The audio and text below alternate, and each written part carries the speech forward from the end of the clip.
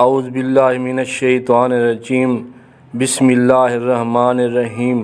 ہمارا آج کا موضوع ہے کہ حضرت موسیٰ علیہ السلام کے عصا اور حبل سے کیا مراد ہے۔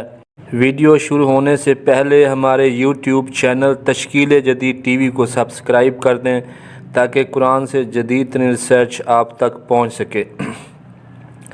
ہم سب مسلمانوں میں بلکہ یہودیوں اور عیسائیوں میں بھی مشہور ہے کہ حضرت موسیٰ علیہ السلام کے پاس ایک لاٹھی یعنی عصا تھا، اور وہ لاٹھی جب پھینکتے تو وہ بہت بڑا سانپ یا اژدہا بن جاتی تھی، اور وہ اژدہا یا سانپ فرعون کے جادوگروں کے چھوٹے چھوٹے سانپوں کو نگل لیتا تھا، اور حضرت موسیٰ علیہ السلام نے اس لاٹھی سے دریا کو 2 حصوں میں تقسیم کر دیا اور لاٹھی کو پتھر پر مار کر 12 نہریں یا چشمے پیدا کر دیے تھے۔ عزیزان من، یہ حق بات ہے کہ حضرت موسیٰ علیہ السلام کے پاس عصا تھا جس کو آپ نے دریا پر استعمال کیا، پتھروں سے نہریں عصا کے ذریعے بنائی تھیں۔ اس عصا کو فرعون لعنتی کے ساحروں کے خلاف بھی استعمال کیا تھا۔ یہ سب حق ہے، لیکن سوال یہ ہے کہ عصا سے مراد لاٹھی ہے، اور وہ لاٹھی سانپ یا اژدہا بھی بن جاتی تھی۔ عزیزان من، اللہ تعالیٰ جب انسانوں سے باتیں کرتے ہیں وہ قرآن کے عربی الفاظ ہوتے ہیں، اور ان قرآنی الفاظوں کا تعلق عرب کی مشہور لغات سے ہوتا ہے، اور عربی میں ایک لفظ کے 2، 5 یا 50، 100 یہاں تک کہ 200 تک معنی بھی ہوتے ہیں، اور ہر لفظ کے ایک حقیقی معنی ہوتے ہیں اور دوسرے مجازی معنی بھی ہوتے ہیں۔ جیسے کے معنی ماں ہیں، ماں نے اپنے بچے کو دودھ پلایا، یہاں کے معنی حقیقی ماں ہیں، اور مجازی معنی جیسے الکتاب یعنی کتاب کی ماں، تو یہاں پر کتاب کی ماں سے مراد دودھ پلانے والی ماں نہیں ہے۔ جیسے سور حرام ہے، یہاں حرام کے معنی کہ سور گندگی نیچ ہے، اس کا گوشت نہ کھائیں۔ اب حرام کے دوسرے معنی جیسے مسجد الحرام ہیں، اب مسجد الحرام میں حرام کے معنی بدل کر پاکیزہ مسجد کے ہو گئے ہیں۔ یاد رکھیں کہ ایک لفظ کے کئی معنی ہونا عربی سمیت دنیا کی ہر زبان میں عام روٹین کی بات ہوتی ہے۔ اب عصا کے معنی لاٹھی بھی ہیں، اور عصا کے معنی عقل، سوچ سمجھ، خیالات، اعمال اور آیات، اللہ کی کتاب اور جماعت بھی ہیں۔ حضرت موسیٰ علیہ السلام کی تمام آیات میں جو لفظ عصا استعمال ہوا اس کے ہر جگہ حقیقی معنی لاٹھی کے بجائے مجازی معنی عقل و سمجھ اور اللہ کی آیات کے ہیں۔ اگر ہم مسلمان عصا کے حقیقی معنی لاٹھی لیتے ہیں تو ہم بھی ویسے گمراہ ہو جائیں گے جیسے ایرانیوں نے حضرت موسیٰ علیہ السلام کی آگ کو حقیقی لکڑیوں کی آگ سمجھ کر آگ کو ہی خدا مان لیا تھا، اور صدیوں تک لکڑیوں سے جلی آگ کی پرستش کرتے رہے۔ سورۃ نمل میں ہے کہ جب حضرت موسیٰ علیہ السلام نے آگ کو دیکھا، اس آگ سے آواز آئی کہ اے موسیٰ، میں تمہارا اللہ ہوں۔ پھر جب آگ کے پاس آیا، ندا کی گئی کہ برکت دیا گیا وہ جو اس آگ کی جلوہ گاہ میں ہے اور جو اس کے آس پاس ہے، اور پاکی ہے اللہ کو جو رب ہے سارے جہانوں کا۔ اے موسیٰ، بات یہ ہے کہ میں ہی ہوں اللہ عزت و حکمت والا۔ عزیزان من، یہ ہے وہ آگ جو حضرت موسیٰ علیہ السلام نے دیکھی، اور آگ سے ندا آئی کہ میں اللہ ہوں۔ ایرانیوں نے حضرت موسیٰ علیہ السلام کی آگ کو لکڑیوں کی آگ سمجھا اور اس آگ کو اللہ سمجھ کر آتش پرستی شروع کر دی تھی، یہاں تک کہ صدیوں کے بعد آخری نبی حضرت محمد صلی اللہ علیہ وسلم تشریف لائے، جنہوں نے آگ کے حقیقی معنی کو ہٹا کر مجازی معنی لیے، اور بتایا کہ حضرت موسیٰ علیہ السلام کی آگ سے مراد اللہ کا نور یعنی وحی مراد ہے۔ اس طرح ایران میں اسلام آنے کے بعد آتش پرستی کا دور ختم ہو گیا۔ ہندو مذہب میں رنگوں سے ہولی کا تہوار منایا جاتا ہے۔ دین اسلام میں بھی اللہ نے قرآن میں حکم دیا ہے کہ اللہ کا رنگ اختیار کرو، اور اللہ تعالیٰ سے اچھا رنگ کس کا ہوگا، ہم تو اسی کی عبادت کرنے والے ہیں۔ مطلب یہ ہے کہ اللہ کا رنگ اختیار کرنا اللہ تعالیٰ کی عبادت ہے۔ اگر ہم یہاں صبغہ کے حقیقی معنی رنگ لیتے ہیں جو ہندو مذہب والوں نے لیے تھے، ظاہر ہے ہندوستان میں بھی کبھی کوئی نہ کوئی اللہ تعالیٰ نے اپنا نبی بھیجا ہوگا، اور اس نبی کی باتوں میں اللہ کے رنگ میں رنگنے والی بات ہوگی، تو انہوں نے رنگوں سے ہولی کا تہوار شروع کر دیا اور اللہ کے رنگ کو حقیقی رنگ سمجھ لیا۔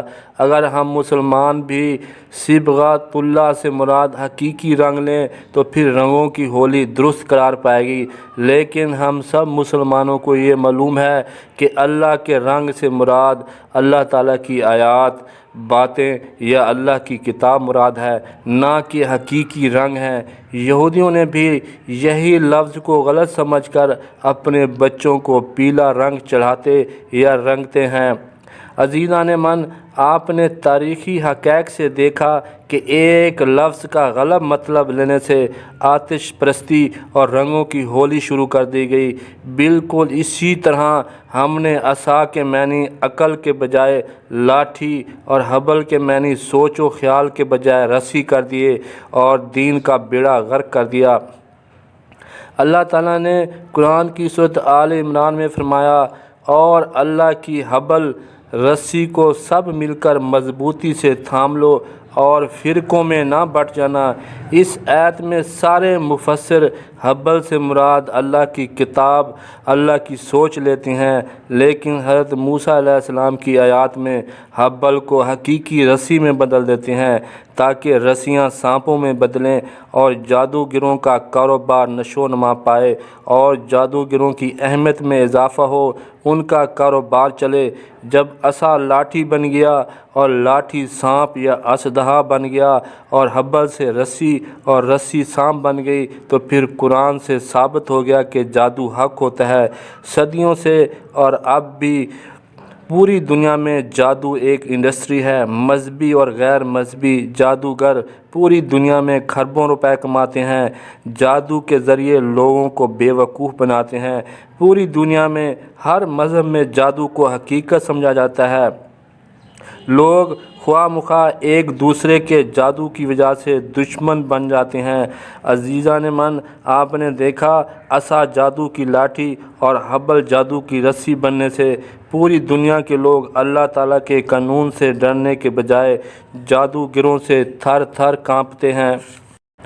حضرت موسیٰ علیہ السلام کے عصا اور حبل کو سمجھنے کے لیے ہم آپ کو دین اسلام کے پس منظر میں لے جا کر سمجھانے کی کوشش کرتے ہیں۔ ہمیں معلوم ہے کہ اللہ تعالیٰ نے تمام پیغمبروں کو کتاب دی، اور ایسے ہی حضرت موسیٰ علیہ السلام کو بھی ملی تھی، جیسا کہ سورۃ بقرہ میں ہے۔ اور جب ہم نے موسیٰ کو کتاب عطا کی تاکہ حق اور باطل میں تمیز یا فرق کر دینا کہ ہدایت پاؤ، اللہ تعالیٰ نے اس آیت میں حضرت موسیٰ علیہ السلام کو حکم دیا ہے وہ حق اور باطل میں فرق ظاہر کرنے کے لیے کتاب سے مدد لے۔ اسی بات کو اللہ تعالیٰ نے دوبارہ سورۃ ابراہیم میں مختلف الفاظ میں بیان کیا ہے۔ فرمایا، اور بے شک ہم نے موسیٰ کو اپنی آیات دے کر بھیجا کہ اپنی قوم کو اندھیروں سے اجالے یعنی نور میں لا اور انہیں اللہ کے دن یاد دلا۔ بے شک یہ آیات ہیں ہر بڑے صبر والے شکر گزار کے لیے۔ ان دونوں آیات میں اللہ تعالیٰ کی کتاب اور آیات کے ذریعے لوگوں کو ہدایت دینے کی بات ہو رہی ہے۔ یہی اللہ تعالیٰ کی کتاب کی آیات حضرت موسیٰ علیہ السلام کا عصا ہے۔ یہی آیات حضرت موسیٰ علیہ السلام کی عقل، سمجھ، جد و جہد، رشد و ہدایت و نور، اجالا، روشنی اور ضیاء ہیں۔ جب سورۃ اعراف میں فرمایا تو موسیٰ نے اپنا عصا ڈالا تو پھر ہو گیا سبحان مبین، تو اس آیت میں سبحان مبین سے مراد اژدہا نہیں ہے، بلکہ وہ جو اللہ تعالیٰ نے حضرت موسیٰ علیہ السلام کو کتاب عطا فرمائی، وہ کتاب مراد ہے۔ سبحان مبین اور کتاب مبین دونوں ہم مرادف لفظ ہیں۔ سبحان مبین سے مراد اللہ تعالیٰ کی کتاب کا بہت بڑا بیان یعنی خطاب ہے، یعنی حضرت موسیٰ علیہ السلام نے فرعون اور درباریوں کو اللہ کی کتاب سے بہت لمبا چوڑا خطاب فرمایا تھا اور اللہ کی کتاب سے حق اور باطل میں فرق کر کے بیان کیا تھا۔ عزیزان من، ظاہر ہے کہ خدا کی کتاب کے بیان سے فرعون اور اس کے درباری لاجواب ہو گئے تھے۔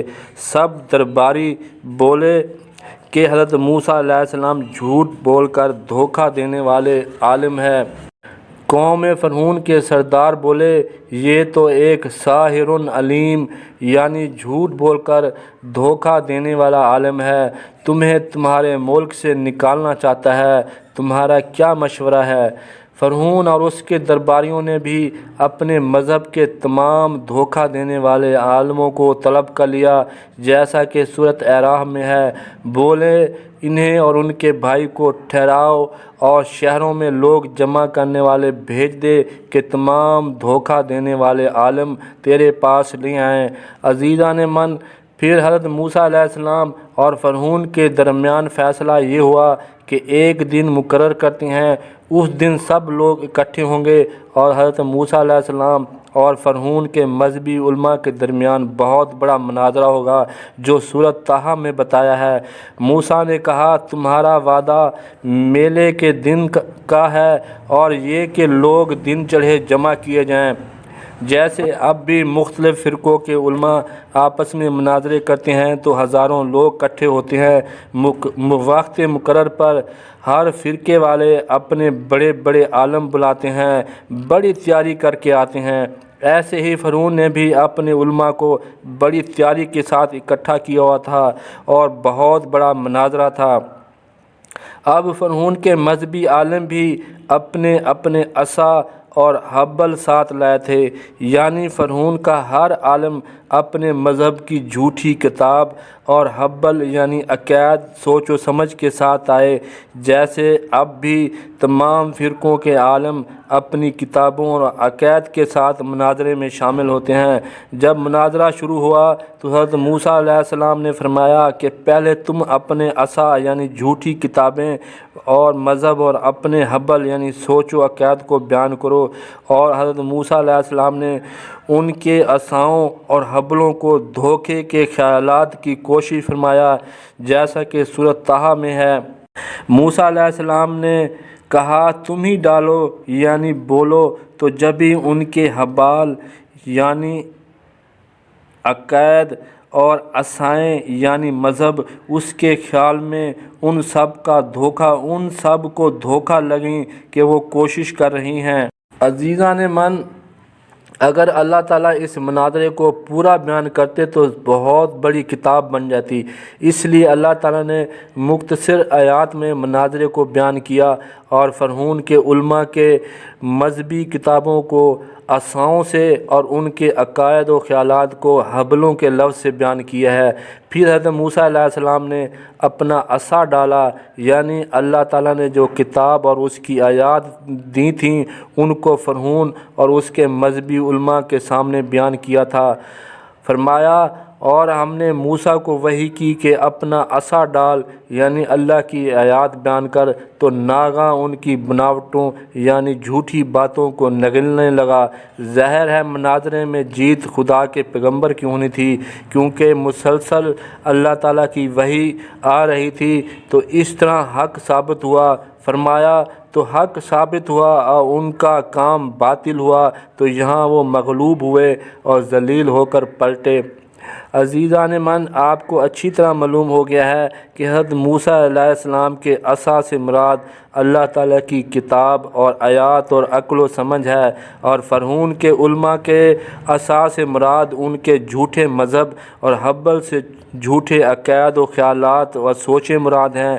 لیکن جب ہم مسلمانوں نے عصا سے مراد لاٹھی لی اور حبل سے مراد رسی لی اور عصا اور حبل کو اسلحے اور سانپوں میں بدل دیا، تو جادوگروں کی دکانداری کاروبار شروع ہو گیا اور لوگ جادو اور جادوگروں سے تھر تھر کانپنے لگے اور ایسے گمراہ ہوئے جیسے ایرانی حضرت موسیٰ علیہ السلام کی آگ کا غلط مطلب لے کر آگ پرست ہو گئے، جیسے ہندو اللہ تعالیٰ کے رنگ کا غلط مطلب لے کر رنگوں کی ہولی شروع کر دی۔